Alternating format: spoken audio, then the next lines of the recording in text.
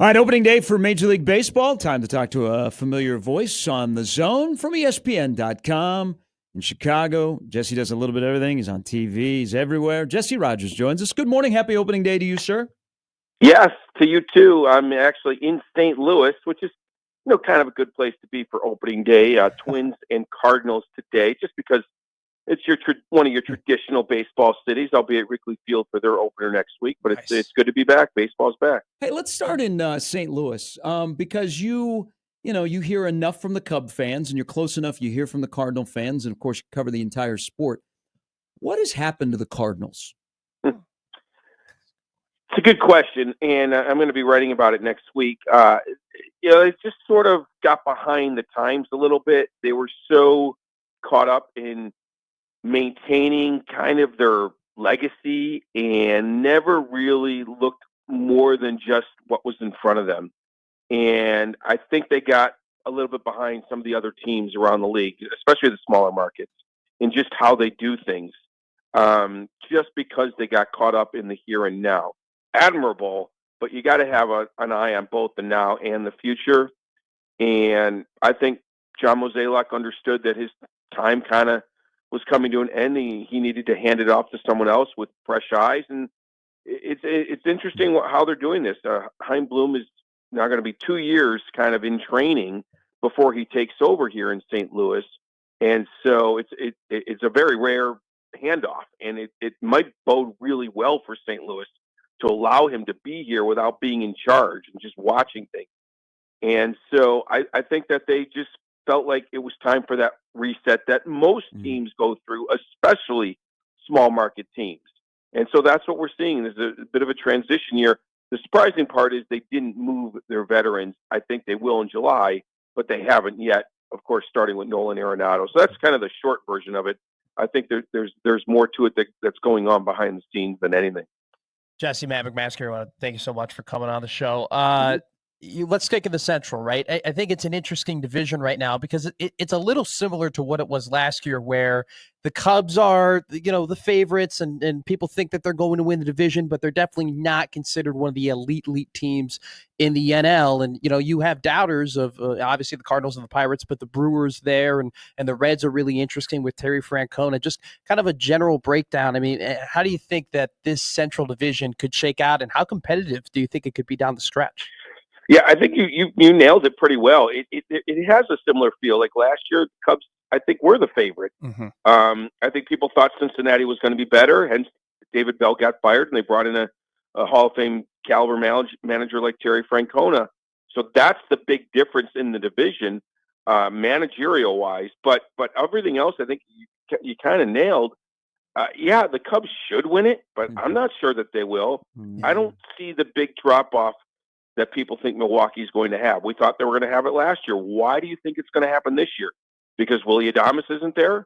Nobody was talking about Willy Adames last year going into the season. That's a great point. And they had made the play. Like, they have things there. Jackson Churio is now 1 year into what could be a great career. William Contreras finished 5th in MVP voting. The Cubs are good. Pound for pound could be the most talented. That doesn't mean they're going to win it. So, yes, I do see a competitive division, but not one that's fighting for 100 wins. It's more about 90 wins that'll probably take it. Pittsburgh's going to be a tough out because they can pitch, especially every 5 days, if you know what I'm getting at. Yeah. And for now, I think the Cardinals will be okay. I think they're going to fall off the shelf a little bit as the season wears on. I do think it's a 3-team race. Most projection systems don't love the Reds, but I think they're going to be at least a tough out with Francona there. But I think it's still Milwaukee's division to lose, even though the Cubs are the favorites. And I do like the Cubs to win it, though. Hey, Jesse, is there a world that you live in where you could make a case that Bobby Witt Jr. is the best overall player in the game? Set aside Ohtani and being a two-way potential guy? But yeah, I mean, other than Ohtani, because of what you just said, yes, you can make that case. First of all, he plays the position that allows for us to say that. Like, first baseman isn't going to be the best overall player in the league, right? Mm-hmm. And for a lot of different reasons. But a shortstop is going to, put you in the team picture if you are just an amazing player. So the fact that he can do it all, the 5 tools, you can make that argument. Doesn't mean he's better than Juan Soto, but is he equal talent-wise to anybody outside of Ohtani? Yes. I surveyed executives And now that the AL is a little bit lighter in terms of stars, Yeah. Soto and Otani is a year removed. They told me, and this is going to run on ESPN.com. It's a tight race between Judge and Witt for the MVP this year. So executives believe in him. I don't see why the rest of us can't either. He's definitely in the team photo of top 5 players. Jesse, after the Garrett Cole injury, it doesn't seem like there is a dominant team at the top of the AL. I'll give you this: if I told you could take the AL East or the field of who will come out of the American League, who would you take?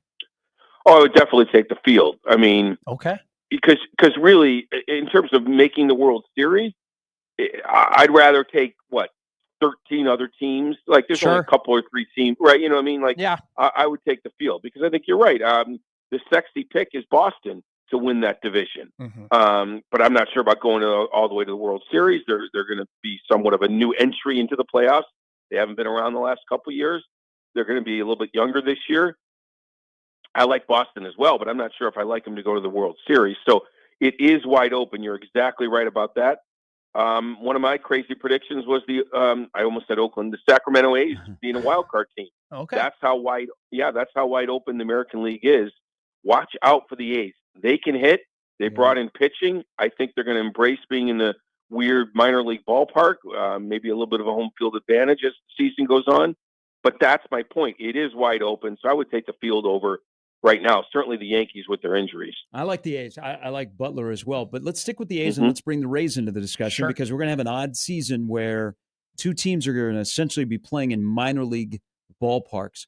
How do you think that will play out during the course of the whole season with one team that looks like they're ready to spend money and kept guys in the A's, and then the Rays who have been perennially a competitor in the AL East? How do you think that'll affect them and the teams that have to come and play in Sacramento or come and play in the heat and the rain down in Tampa?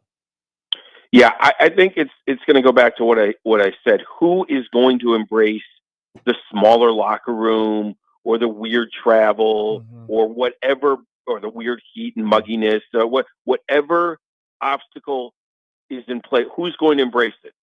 I've talked to the A's more than the Rays, and it sounds like they are. I mean, they went to Sacramento in the winter, community outreach. I think the fans are probably going to embrace the team a little bit because it's so unique, especially if they're decent. So the visitors that come in there, how are they going to treat those road trips? How are they going to treat those teams? Like, I can't answer all that, but that's we'll look back at it and maybe eventually ask other teams in the A's and the Rays, how did you embrace it? Did you do it the right way or not? So I think that's the key. It's like the Dodgers and Cubs when they went to Japan. Like, you have to embrace what's coming. You have to face it, meaning the jet lag and all that other stuff. And we'll see how both teams react coming back. Now they've been back a few days, but the baseball season is all about the obstacles and who's willing to sort of accept them, embrace them, and work around them, and who's going to sit there and complain about them. So I'm not sure we can answer the question about the Rays and A's until after the season and see how it all shakes out. Jesse, you talked about the Red Sox. The crown jewel of their offseason was Garrett Crochet. And you know almost better than anybody else, the concerns the White Sox had last year with his longevity, right? Considering his injury history and, the fact they limited him heavily down the year. Is the leash off in Boston? Or is he going to be full force? Or are they still going to have a little bit of injury prevention in the back of their mind with their new ace? Yeah, I think they're going to see how it goes. That's the beauty of the technology teams have these days. If Garrett Crochet's numbers, and I'm using the air quotes, like the analytics, the numbers, underneath what you're seeing on paper, seeing on the screen, that kind of thing, are good, I think they're going to let the leash off. If there's a dip in velocity, if there's something about his spin rate, if teams can notice these things before they get to be a problem, I think they'll back off. Okay. But the fact that he's pitching opening day and he's their stud, and they have playoff aspirations, I don't think their plan is to hold back on him unless they have to. And you deal with that start by start, week by week. And there's just so many telltale signs now that can indicate. I mean, it doesn't always indicate a drop, but a red flag can go off. I did a story last year on load management, and that's the phrase they use, the red zone. When a player is in the red zone, it could be a position player or a pitcher, if the numbers, the analytics show them in the red zone, they're fatigued, they're tired, that's when teams back off. And they have those things for pitchers even more than hitters. Like there's indicators. So I don't think the plan is to back off, but I think that they're ready to if need be. Hey, I think the sport is in a really good spot because it's got brands that are strong, but it also has got young superstars that are becoming more and more household names.